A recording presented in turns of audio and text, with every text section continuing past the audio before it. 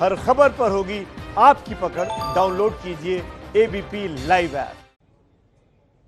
और देखिए, हम बंगाल की बात कर रहे थे और हमारे साथ बंगाल के महामहिम राज्यपाल जगदीप धनखड़ साहब जुड़ गए हैं। जगदीप धनखड़ साहब, आपका बहुत बहुत स्वागत है एबीपी न्यूज में। आपको दिवाली की, धनतेरस की बहुत बहुत शुभकामनाएं।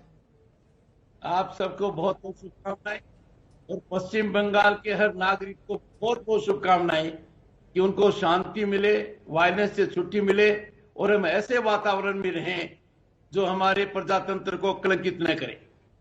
जी, आपने ऐसे प्रजातंत्र की बात कही जो कलंकित ना करे। मैं सवाल यहीं से शुरू कर देता हूं। पश्चिम बंगाल में धनखड़ साहब इतनी राजनीतिक हिंसा क्यों होती है? कल भी 2 हत्याएं हुई हैं।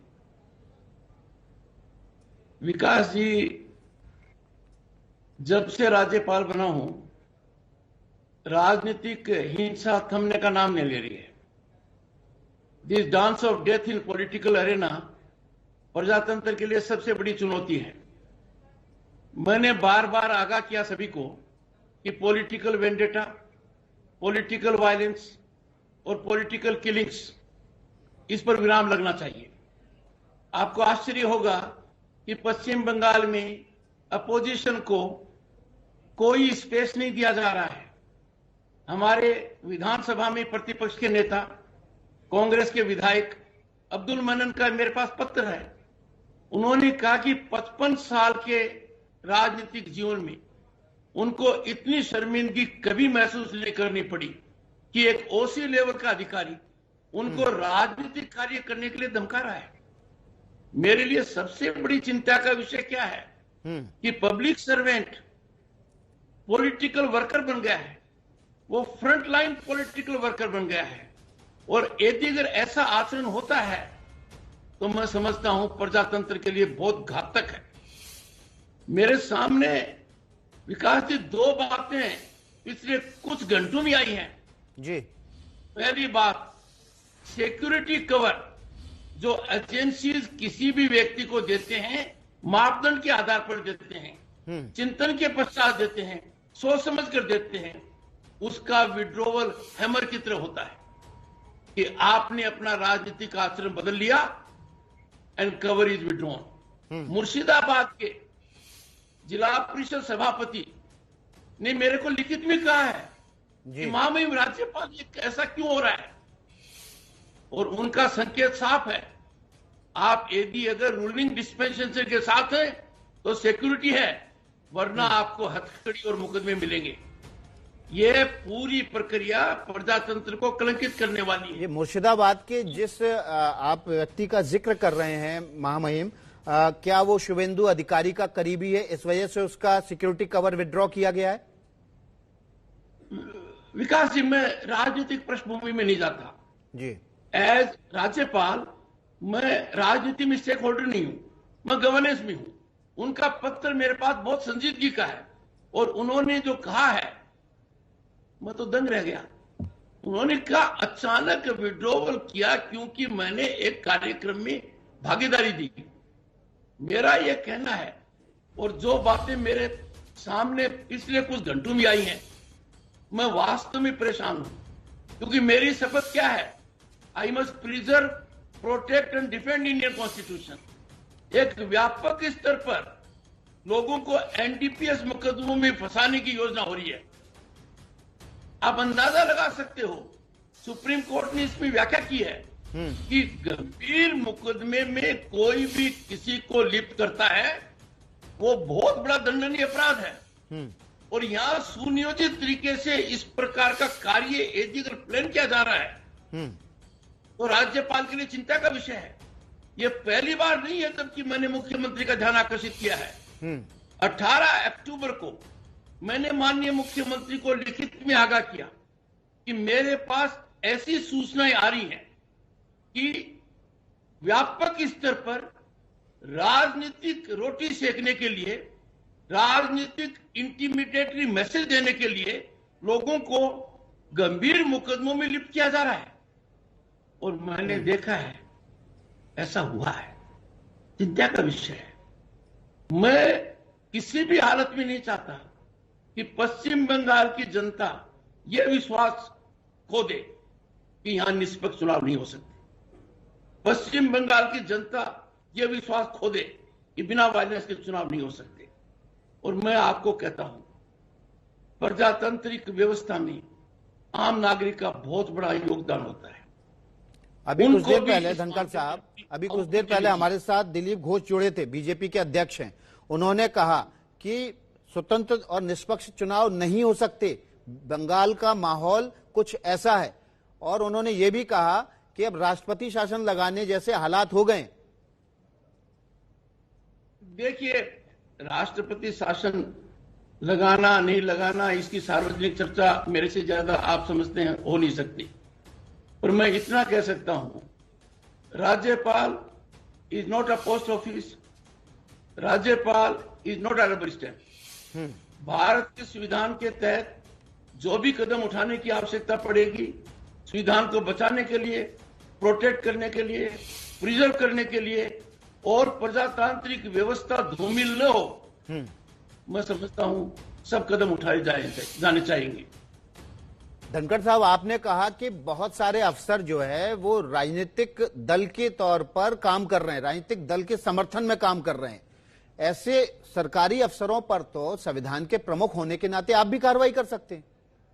देखिए, सबसे पहले ये मैं नहीं कहता, भारत के संविधान के तहत इन अधिकारियों के लिए जो आचरण बना है, उस आचरण में सबसे पहले आवश्यक है they must be political neutral, quote unquote. ऐसा यहां नहीं हो रहा है।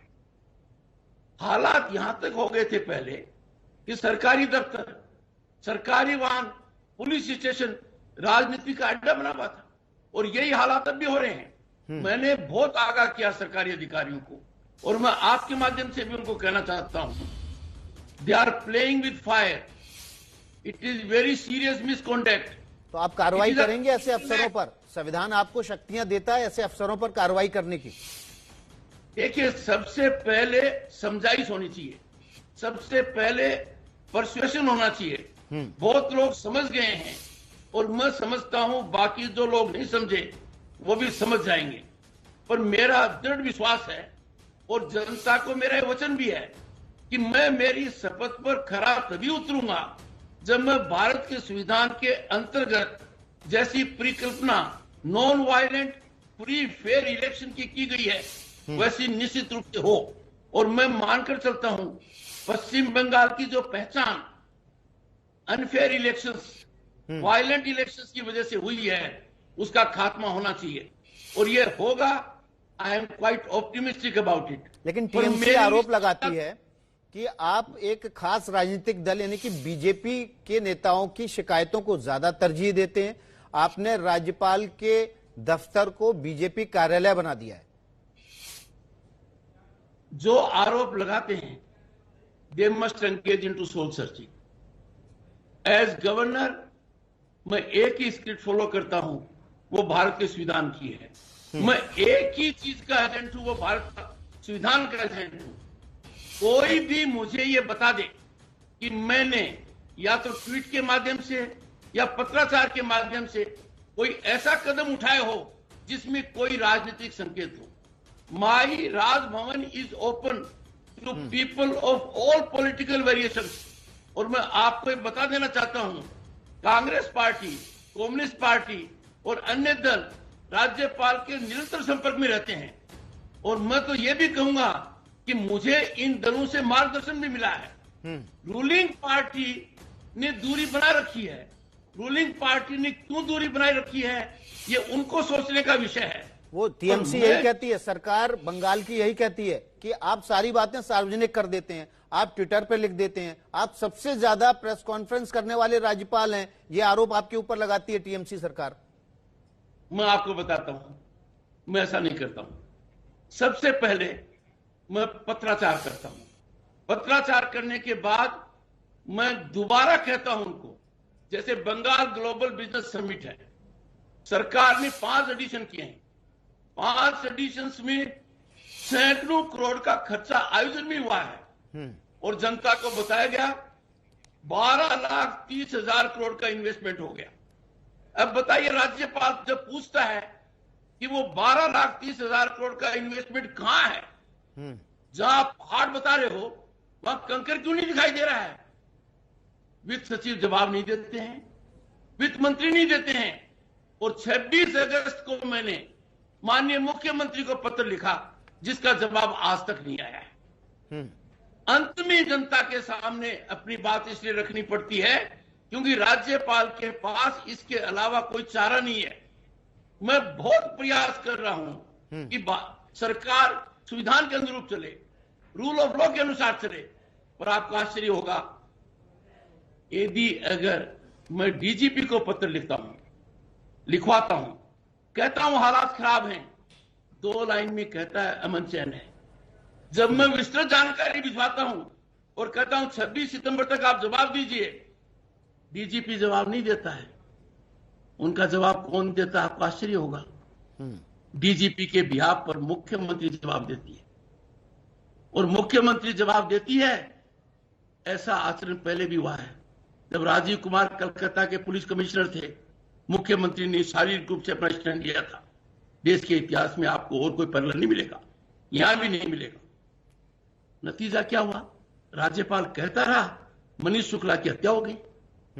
मैंने अब भी कहा है, फॉल्स इंप्लीकेशन इन केसेस, एनडीपीएस केसेस गंभीर हैं। जो भी अधिकारी नीचे का स्तर पुलिस का हो या बड़ा हो नहीं कर सकता।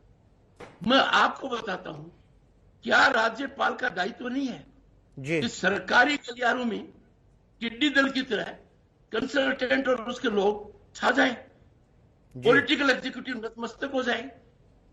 जी, आप गंभीर आरोप लगा रहे हैं धनखड़ साहब सरकार के अफसरों पर, और आप ये भी कह रहे हैं कि कानून व्यवस्था की स्थिति जब भी बताई जाती है तो डीजीपी के बजाय उनके दफ्तर से और तमाम दूसरे अधिकारी जवाब तक नहीं देते हैं। बहुत गंभीर स्थिति की ओर आप इशारा कर रहे हैं और एक बड़ा सवाल यही बना हुआ है कि क्या पश्चिम बंगाल में राज्यपाल की इस रिपोर्ट के बाद, लगातार ये कहने के बाद कि हालात वहां ठीक नहीं है, क्या राष्ट्रपति शासन लगेगा। बहुत बहुत शुक्रिया जगदीप धनखड़ साहब एबीपी न्यूज से जुड़ने के लिए।